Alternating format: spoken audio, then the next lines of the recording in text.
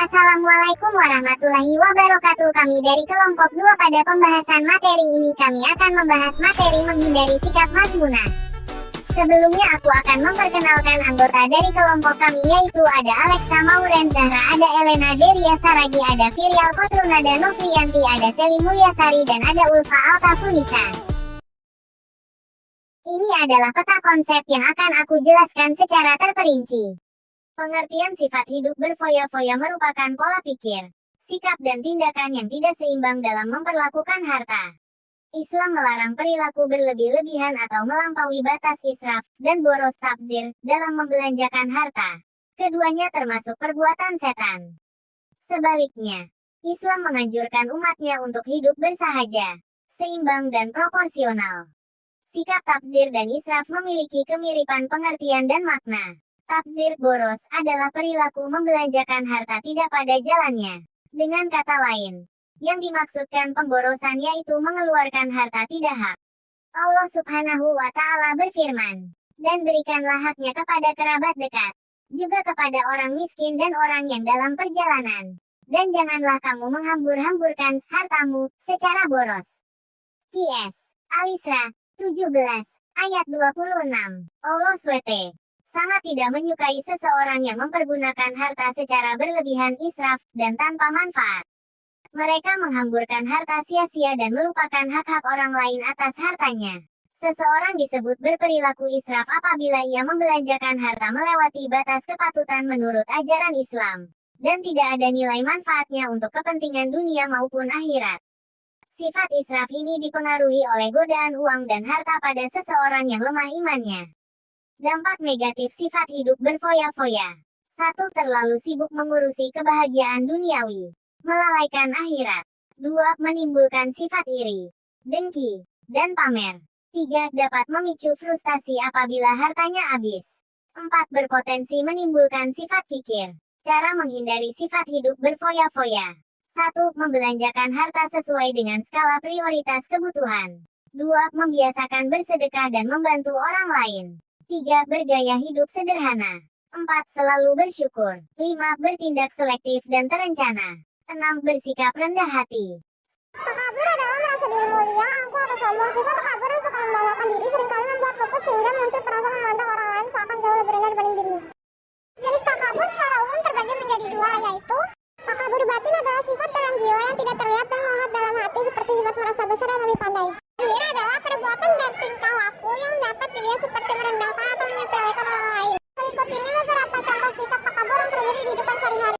Pertama, suka memuji atau membanggakan diri, harta, ilmu, keturunan selalu ingin dipuji. Yang kedua, memandang dirinya lebih sempurna dibanding siapapun. Yang ketiga, meremehkan orang lain. Berikut ini adalah dalil tentang sifat takabur. Dampak perilaku takabur. 1. Terhalang untuk mendapat kebenaran ayat-ayat Allah Subhanahu wa Ta'ala. 2. Dibenci oleh Allah Subhanahu wa Ta'ala. 3. Terkuncilah pada mata dan hatinya. 4. Mendapat kehinaan serta berbagai siksaan akhirat. Cara menghindari sifat takabur yaitu yang pertama, meningkatkan keimanan serta ketakwaan. Yang kedua, mensyukuri segala nikmat Allah Subhanahu wa Ta'ala. Yang ketiga, menyadari segala kekurangan sebagai manusia. Yang keempat, menyadari bahwa hidup ini hanya sementara sifatnya. Dan yang kelima, selalu berusaha menghormati serta menghargai orang lain. Di sini saya akan menjelaskan membiasakan diri menghindari akhlak mazmumah atau tercela. Pengertian dari akhlak mazmumah adalah akhlak yang tidak dibenarkan oleh agama. Ini golongan akhlak atau tindakan buruk yang harus dihindari oleh setiap manusia. Akhlak mazmumah harus dijauhi karena dapat mendatangkan kemudaratan bagi diri sendiri maupun orang lain. Adapun dalil tentang akhlakul mazmumah, dalam dalil sahih lainnya, Rasulullah SAW bersabda tentang buruknya akhlakul mazmumah ini. Binasalah orang yang menjadi budak harta berupa emas, celakalah orang yang menjadi budak harta berupa perak, binasalah budak harta berupa pakaian indah. Kalau dia mendapatkan harta tersebut, maka dia akan ridho. Tapi kalau dia tidak mengerti, maka dia akan murka. Celakalah dia tersungkur wajahnya, dan jika dia tertusuk duri, maka dia tidak akan lepas darinya. hadis riwayat Al-Bukhari nomor 2730 dari Abu Hurairah radhiyallahu anhu. Contoh-contoh akhlak mazmumah adalah sebagai berikut. Yang pertama egois, yang kedua kikir, yang ketiga suka berdusta, yang keempat tidak menempati janji, yang kelima pengecut, yang keenam mengunjing dan mengumpat, yang ketujuh dengki, yang kedelapan berbuat kerusakan, yang kesembilan berlebih-lebihan, dan yang kesepuluh berbuat zalim. Dampak negatif akhlak mazmumah yaitu yang pertama perilakunya dibenci oleh Allah, yang kedua terhapusnya amal-amal yang telah kita kumpulkan, yang ketiga doa tidak akan dikabulkan. Dan yang terakhir ada solusi agar dapat menghindari akhlak mazmumah. Yang pertama selalu mengingat Allah di mana saja berada, yang kedua selalu bertaubat dan beristighfar, yang ketiga bergaul dengan orang-orang yang soleh, yang keempat selektif dalam memilih teman, yang kelima menjauhkan diri dari tempat-tempat yang di dalamnya terdapat maksiat. Hasad. Hasad ialah rasa benci dalam hati terhadap kenikmatan orang lain dan disertai dengan maksud agar nikmat itu hilang atau berpindah kepadanya. Sebab-sebab timbulnya hasad: A. Tidak bersyukur terhadap nikmat yang diberikan oleh Allah. B. Adanya perasaan tidak senang kepada orang lain.